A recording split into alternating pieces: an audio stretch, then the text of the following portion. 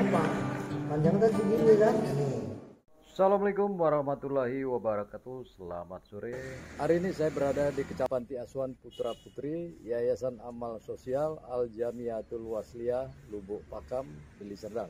Di dalam komplek yayasan inilah kita nantinya dapat melihat bagaimana aktivitas anak-anak sejak usia PAUD hingga usia SMP. Mereka melatih keterampilan seni. Ayo lihat aktivitas mereka.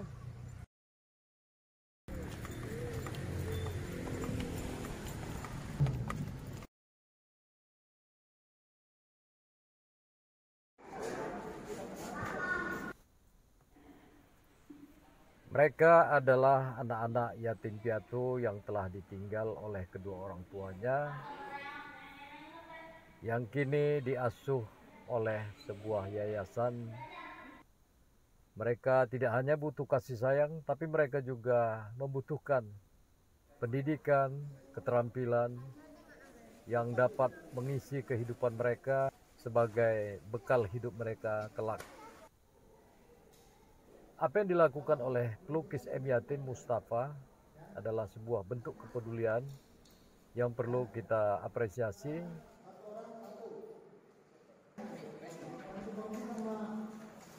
Sama ininya, sama temennya, ya. Assalamualaikum Mas Yatin. Waalaikumsalam Pak Fuad. Lihat tadi Mas Yatin itu ngajar anak-anak usia PAUD hingga usia SMP tadi. Memulai menggambar, drawing lah begitu tuh. Apa latar belakangnya nih Mas Yatin kok bisa kemari nih? Saya ya banyak melihat tentang anak-anak yatim di panti-panti asuhan ya. Mau di Medan atau di Jakarta ya. Nah setelah usai sekolah formal, mereka tuh biasanya waktu yang banyak itu dibuat bermain-main gitu. Belajar les melukis lah ya, agar kelak mereka itu jadi manusia yang kreatif. Kita tidak memaksa mereka untuk jadi pelukis, jadi seniman, tapi setidak-tidaknya otak kanan mereka itu selalu bekerja sehingga menjadikan mereka itu nanti kelak orang-orang yang kreatif gitu. Dan mereka memahami seni sejak dini. Itu maksud saya. Baik Mas Yatim, kalau melihat pengalaman perjalanan profesi Mas Yatim sebagai pelukis ya udah cukup tepuh ya, malang melintang sebagai pelukis itu seperti apa kira-kira yang menarik dari suasana melatih anak-anak ini? Anak-anak ini pada dasarnya kan manusia yang baru ya, ya, dan dia nggak tahu dia itu punya kelebihan apa gitu ya. Mungkin kalau tadi Pak Fuad lihat itu ada puluhan anak-anak, bahkan waktu hari pertama itu ada 25, mungkin ada 30 anak-anak, sekarang berkurang tinggal sekitar 20-an. Mungkin satu saat nanti tinggal 7 atau 8 orang, tapi memang betul-betul dia memiliki bakat seni. Nah dari sana kita melihat bahwa anak ini berbakat gitu. Nah anak-anak yang berbakat inilah kita lanjutkan sampai ke jenjang yang lebih tinggi lagi untuk berkarya dalam seni lukis ini. Gitu. Jadi Mas Yatim ini gimana tahapan-tahapan pelatihannya ini kepada anak-anak ini? Kita pertama melatih tentang kepekaan anak terhadap pensil ya. Memang sengaja saya tidak berikan mereka warna, saya berikan mereka pensil dan buku, hanya pensil. Jadi maksudnya bukan pensil itu yang poin yang pentingnya, tetapi saya melatih perasaan anak-anak itu terhadap pensil. Makanya saya buat di sana bagaimana cara membuat gradasi dari terang menjadi gelap atau dari gelap menjadi terang, sehingga mereka bisa merasakan tekanan-tekanan pada warna-warna pensil tadi. Nah ini sangat penting untuk melatih kepekaannya terhadap garis ataupun terhadap warna. Ya, baik, gambar memang hal yang paling esensial adalah garis ya Mas Yatim. Tapi kalau secara umum kita melihat proses menggambar atau melukis anak-anak di kursus-kursus, umumnya mereka langsung menggambar dengan menggunakan berbagai macam media warna-warni gitu. Nah itu gimana pandangan Mas Yatim? Dia untuk tingkat anak, ya kita bilanglah tingkat anak TK ke bawah, mungkin ya dengan warna-warna itu ada bagusnya juga. Tapi kalau udah tingkat SD, Ya. itu dia sudah tingkat berpikir. Hmm. Makanya anak SD itu sudah tingkat berpikir. Makanya sekolahnya pun sekolah dasar kan. Kalau anak-anak TK kan sekolah anak-anak gitu. Iya, iya. Nah, jadi metodenya itu harus benar. Jadi dasar-dasarnya itu harus benar supaya mereka nanti ke depannya itu sudah punya landasan pondasi yang benar. Nah, memang banyak yang kita lihat cara mendidik anak-anak itu cenderung hafalan. Jadi kalau ada murid anak-anak itu 100, kelak 100 orang itu sama semua. Tidak mengekspresikan dirinya masing-masing.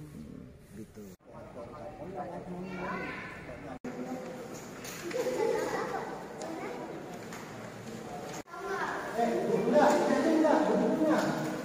Bukunya ini bukannya kosong, bukunya lah. Itu kan. Kamu udah Punya sentuh.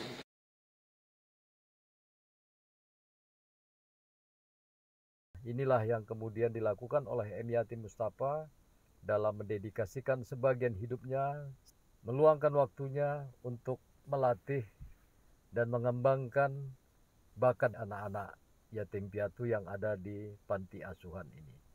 Semoga dedikasi pengabdian Mas Yatim akan mendapat ridho dari Allah. ini yang tiga, mundur. Juga bermanfaat bagi mereka yang dibina hari ini, yang dilatih hari ini, hingga ini nanti dapat menjadi modal dan bekal hidup mereka di kemudian. Yang paling rekomendasikan itu pakai mandi. Iya. Apa? Studi ya. Studi. Udah.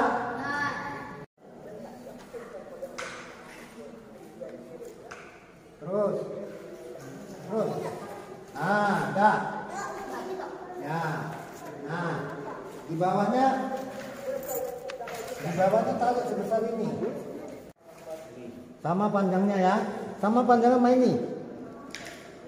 Panjang lagi. Ya, sama. Nah, betul.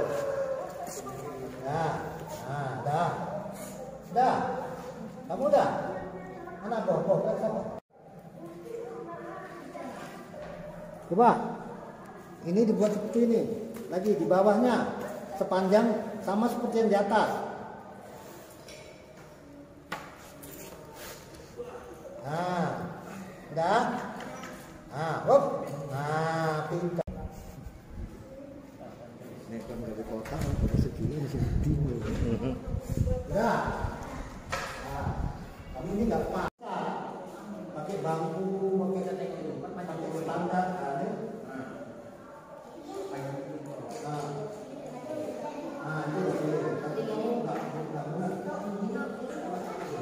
Ya, betul.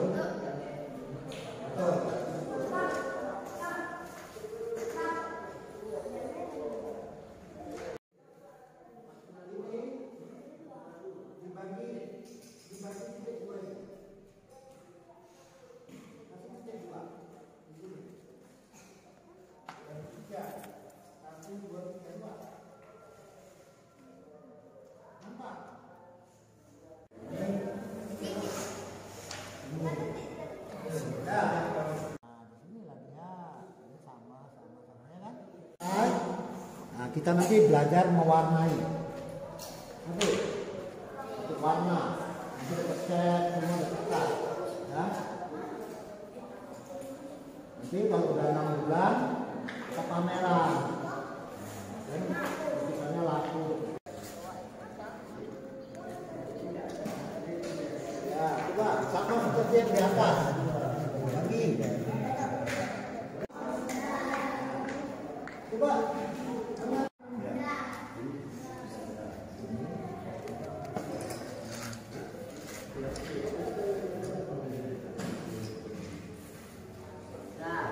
Ya, dan nengok kembali semua, nengok, udah, nanti mau ketinggalan, bingung kan, udah. Nah, ini jumpa sama garis yang tadi, ya.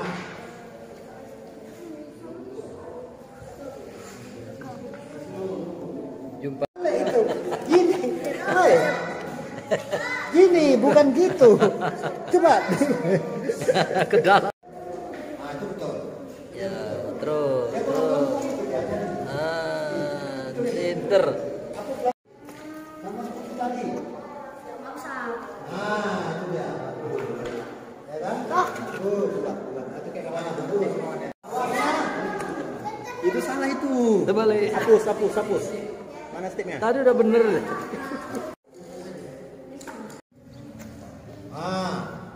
Kau variasinya bagus tuh. Lekungkan itu. Ini lengkungannya Iya, terus saja. Jumpa ini. Jumpa terus. ini. Terus. Iya. Ya. Satu lagi. Ya. Sebelahnya. Satu lagi. Sama. Sebelahnya lagi. Sama. Ketemu garisnya. Ketemu di sini nanti cantiknya. Ketemunya di garis. Ketemu di sini. Nah, ini ketemu sini ya. Hapuslah. Ini buat ininya, garisnya. Nih. Dari sini tarik kemari. Nih, tarik. Nah, ini sekarang buat sini. Ya, ini lurus, bengkok dia, bengkok. Step. Bengkok gini, lihat nih. Ah, bengkok. Ini payah ya. Terbalik ini. Terbalik. Apa?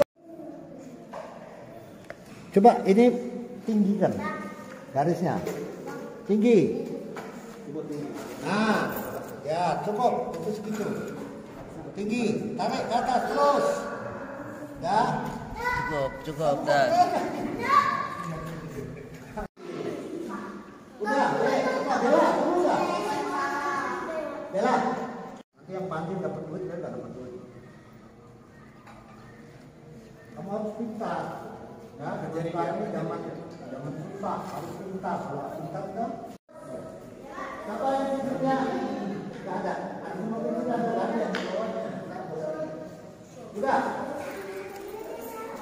Jadi tahapannya Mas Hatim ini ada 3 tahapan tadi. Pertama sama anak-anak ini kita kenalkan dengan garis arsir ya. Tanpa bentuk. Oh, khusus garis saja ya? Garis saja tanpa bentuk. Jadi mereka menggaris dari mulai gelap ke terang atau dari terang ke gelap. Nah, itu bukan satu hal yang mudah. Memang melihatnya mudah, tapi bila melakukannya agak sulit. Nah, kita kasihlah PR 1 minggu untuk latihan itu. Ya. Baru keduanya kita kasih pola. Ada satu pola kotak-kotak, ada 8, ada 6 kotak. Secara tonality, bukan secara warna, tapi secara gelap terang. Ya. Semakin kotak itu semakin banyak, berarti anak ini semakin peka. Baru tahap yang ketiga tadi, saya mengajarkan anak-anak itu sudah mengisi arsir ke dalam bentuk. Makanya tadi bagaimana anak-anak belajar membuat guci, membuat rumusan-rumusan garis-garis. Walaupun ya kita lihatlah masih banyak yang salah ya, tapi namanya tingkat anak-anak. Kalau melihat gambar gucinya tadi lumayan ya, sudah mulai terlihat bentuk ya. Mungkin mereka sudah merasakan ada sensasi dimensi gitu ya. Yang tadinya kan garis, kemudian kotak masih terasa 2 dimensi. Kalau melihat yang gambar guci tadi, mereka sudah mulai merasakan ada gelap terang tadi ya. Dan mereka mungkin senang ya. Bahkan mereka ada yang membubuhkan tanda tangan gitu. Nah, ini unik juga. Jadi dia bangga dengan karya. Udah ada itu. yang tanda tangan tadi? Udah banyak. Oh gitu. Padahal itu tidak saya perintahkan gitu. Tapi dia sudah merasa itu udah karya dia gitu. Nah, boleh ceritakan Mas Hatim nanti tahapan berikutnya apa ini setelah ini? Kita selama, jadi kalau 1 minggu itu 2 kali, berarti 1 bulan 8 kali ya.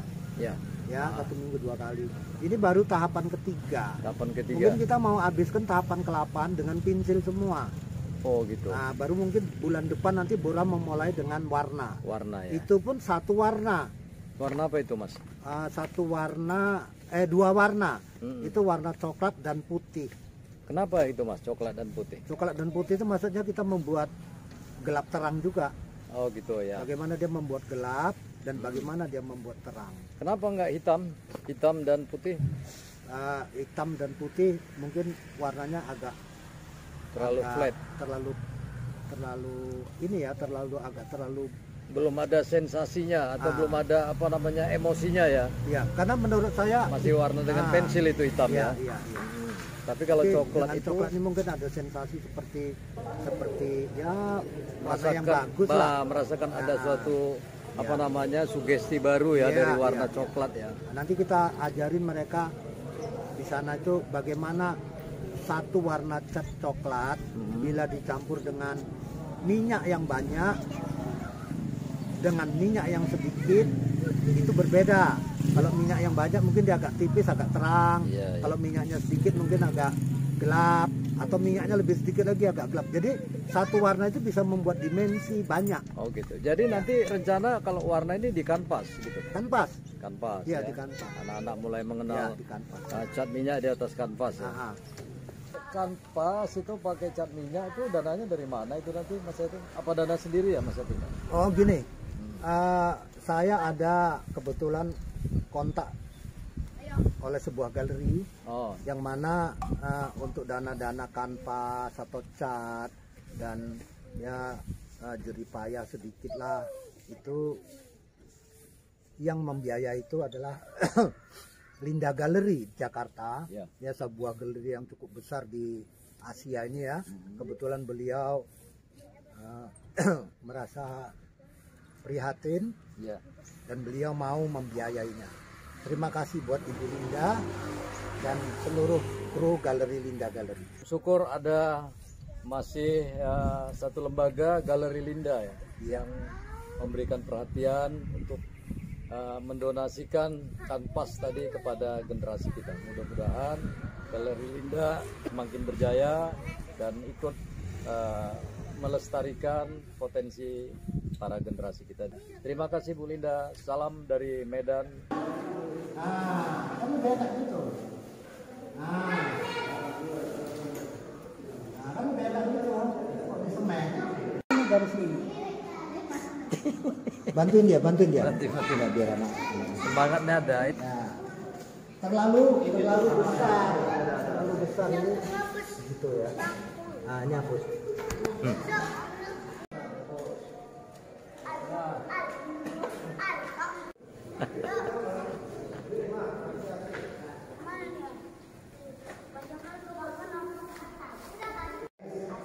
Oke. Lama-lama. Nah, di bawah lama-lama gitu. Apa? Coba. Ya, betul. Nah, ini ya, betul. Ini apa?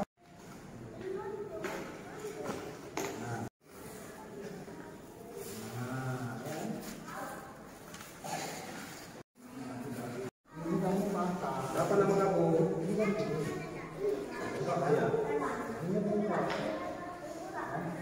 Ya. Oke. Ya udah.